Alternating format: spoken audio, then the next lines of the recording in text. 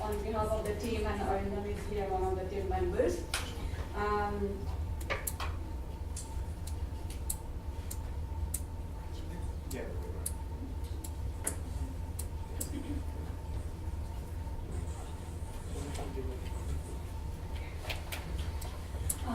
So let us start with the background. So India's immunization program is one of the largest in the world in terms of quantities of vaccines used, number of sessions organized, number of beneficiaries, and geographical spread and diversity. So just to give you some examples, we have 29 states and 7 union territories with a total population of 1.2 billion.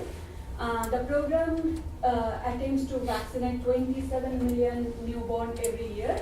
And to vaccinate all these newborns, we need to conduct like approximately 13 million sessions per year, which mostly in the village level rural areas. As per our CMIP costing, India spent 718 million for immunization in 2012, but still we are not able to reach all the children. A recent estimate shows that our full immunization coverage rate is about 61% and DPT3 coverage rate is 72%. So we have a different definition of FIC coverage and DPT3 coverage, which I'll talk later. And India has the biggest number of children not immunized with DPT3, which is 7.4 million. Detailed information about cost incurred during vaccine delivery can definitely improve the delivery system of the country. Our CMIP cost estimate definitely gives us the total detailed cost and financial pattern of India's immunization program, but as this is based on national estimates, it is very difficult to figure out what is the differences at the sub-national level and at the district level and at the facility level. So to better understand how cost of delivering routine immunization services vary at the facility, district and state level, we surveyed 255 facilities of different types over 7 states. And these are the states: Bihar, Gujarat, Kerala, Meghalaya, Punjab, Uttar Pradesh and West Bengal. Let me tell you how we selected the states. So first we stratified all 29 states into different levels of development and region, based on 4 indicators, which are full immunization coverage, infant mortality rate, per capita income, and female literacy rate. So these were the 4 indicators, and so we stratified all the states into these levels of development and regions. And as you can see, our selection were like Kerala, which is in the south and representing most developed category. So we chose Kerala, and then you have Punjab, which is in the second level of development and representing north. So this way we selected all these states from different levels of development and region. As you can see, UP, Uttar Pradesh and Bihar are at the same level of development, but we still chose these 2 states only because these are the 2 states with high priority of improving immunization coverage. These are the least developed states and least developed in terms of immunization coverage also. So we wanted to see the cost pattern in these 2 states. Next stage of sampling was the district selection, and for these we used these 4 indicators. Again, we stratified the districts and scored them into, divided them into 3 to 4 strata, and then selected 1 district from each stratum based on the scores they get in these terms, based on these indicators. Third level was the block selection, which is like sub-district selection, and for that we use percentage of scheduled caste, scheduled tribe population and female literacy rate, because we don't really have any block level immunization related data. And next stage was the sample selection, like a facility selection. So generally in one block we have one block community health center, so we chose that one. And then we, under one community health center, there are generally 3 to 4 primary health centers.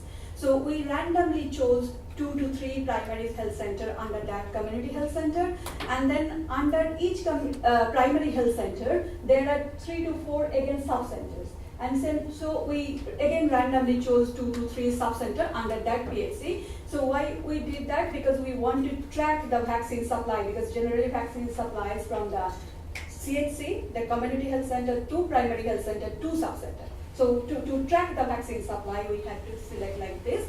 And so in each district hospital, we have one postpartum unit where immunization sessions are conducted. So we took took for each district, we have 1 PP unit, so we took that also.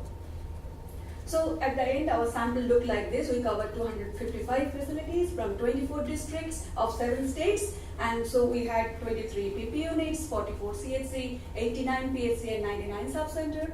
At the state level, the facilities we had, like in Bihar and UP, 24 facilities each. You remember, these are in the same level of development, so we did some compromise in the sample size. Gujarat, Punjab, West Bengal, these are the largest states. We have 48 facilities each. In Kerala and Meghalaya are smaller states, so we had 33 and 30 facilities, and these numbers were determined by statistical calculation. A team of 6 to 7 members actually visited these facilities during the period of October 2014 to October 2015, and we actually spent, in each district, we spent an average of 5 working days to collect the whole data. And data were collected from financial records, vaccine stock registers, and of course interview with the staff. The exercise focused on economic analysis of UIP for the period of April 2013 to March 14, which is our financial year 13-14. Costs were calculated from government perspective, and actually we used the common approach so that the study can be comparable at the end. And in India, we have both fixed site and outreach sessions. We considered both, but we excluded campaigns. Human resources costs were calculated by asking them what exactly how many hours or minutes you spent on different immunization related activities. These are the activities you know generally. So we interviewed each of the staff member involved in different activities to know what the time spent by those people.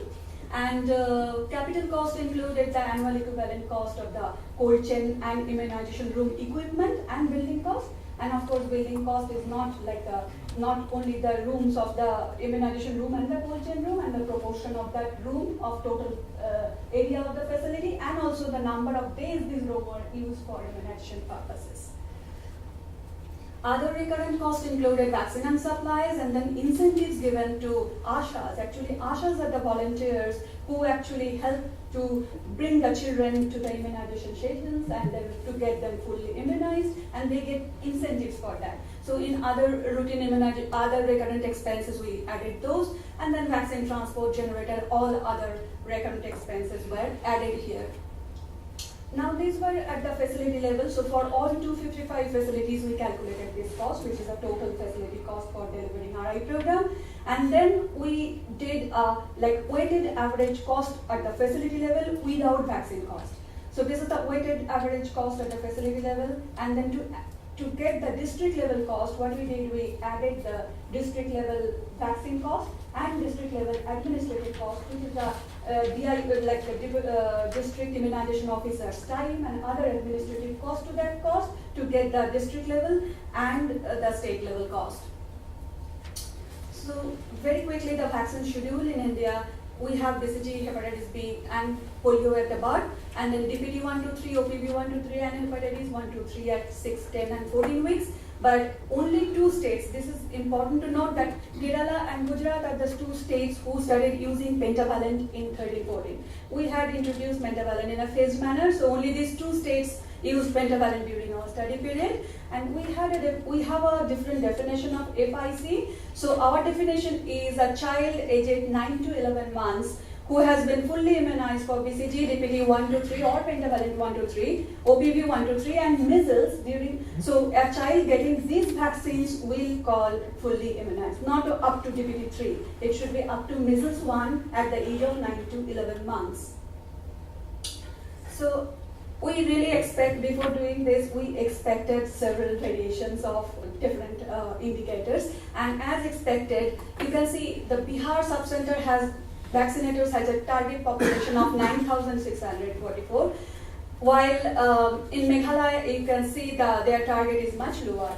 While you can see in Kerala their target children for 1 year was 76 versus 279 in Bihar. So it's a huge difference.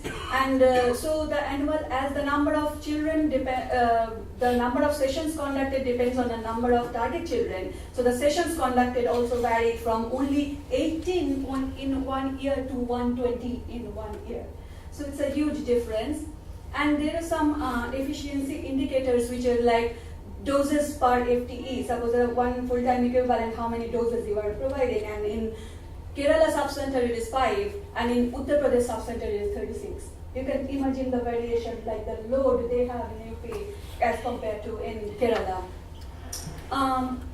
As expected, and as we have found in other studies also, HR cost dominated to total facility cost, and it ranged from 52% to 77% of total facility cost.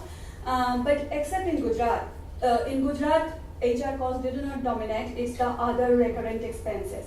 We expect that this is because pentavalent vaccine was used in Gujarat, which is much more expensive than DPT and hepatitis B.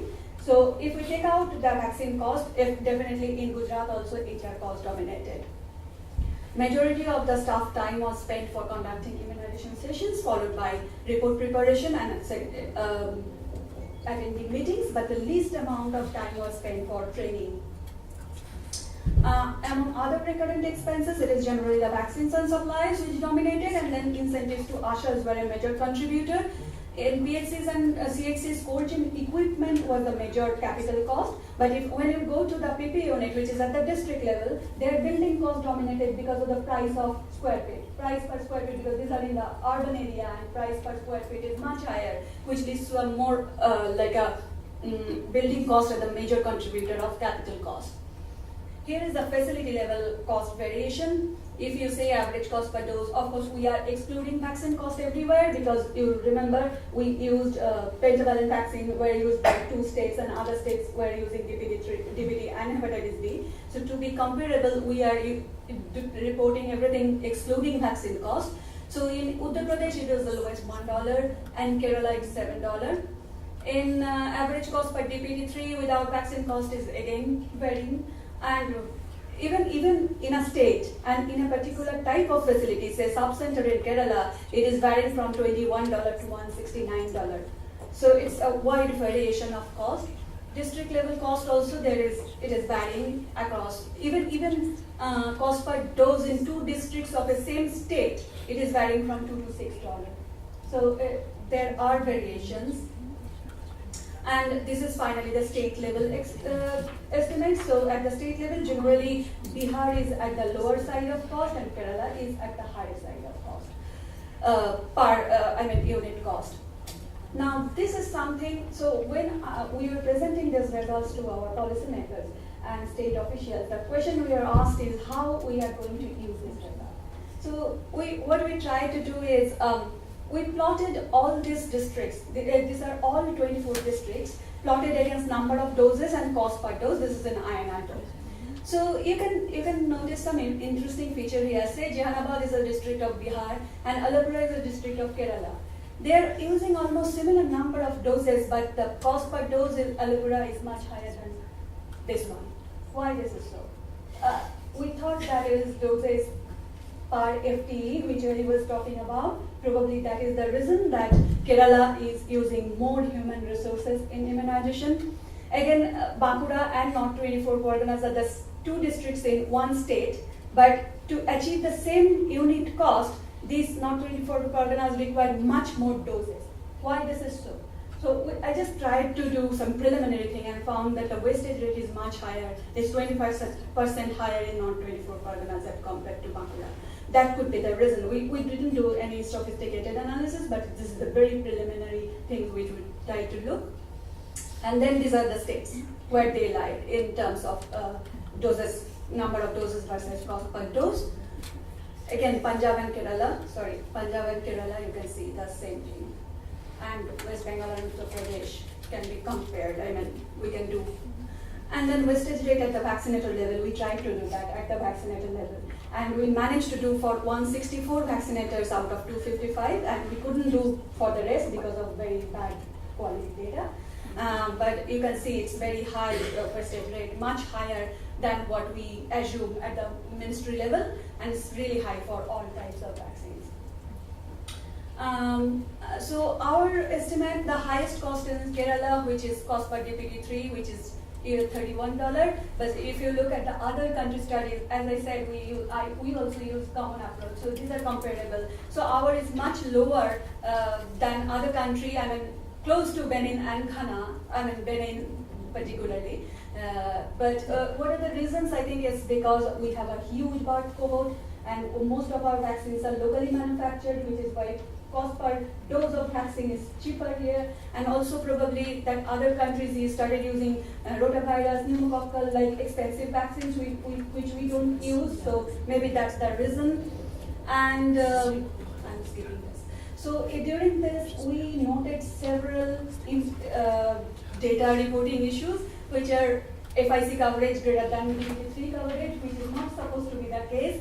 DPT3 coverage is higher than DPT1 coverage, and then both coverages are higher than 100%. They generally mention migration, marriage, etc. the reasons, but these issues really need attention. And with the challenges is record keeping, where we really struggled with this, the record keeping, and staff were on leave or absent when we visited, and then rapid transfer rate of the facility staff, which really delayed, and then state-specific challenges. When we went to a state, it was indefinite type of a particular type of staff, and we had to do a second visit there because we didn't manage to collect the data, and there are security issues for why we have to replace districts, etc. The final thing is how to use the information for policy purposes. So you have the cost per target child, which I didn't report here, but we had the cost per target child, and you know the total number of target children. So multiply this to get the amount you really need for your program. And then you have total cost and proportion of other recurrent expenses, which is the government money which directly goes to the immunization. It's nothing shared. It's the money which government needs every year to manage the program. So from here, from this information, you can get that and try to calculate what exactly you need for delivering your services. So what we are trying to say is, before that we didn't have any evidence, but now the government has some evidence and they can use this for better management. So we have a lot of acknowledgement, and particularly Logan and Lula were here for their help throughout the process. They really help us get in the right position. And of course, we have our colleagues and several data collectors and field assistants who helped us in the state level. And finally, this is some of our team members who are here. Thank you so much.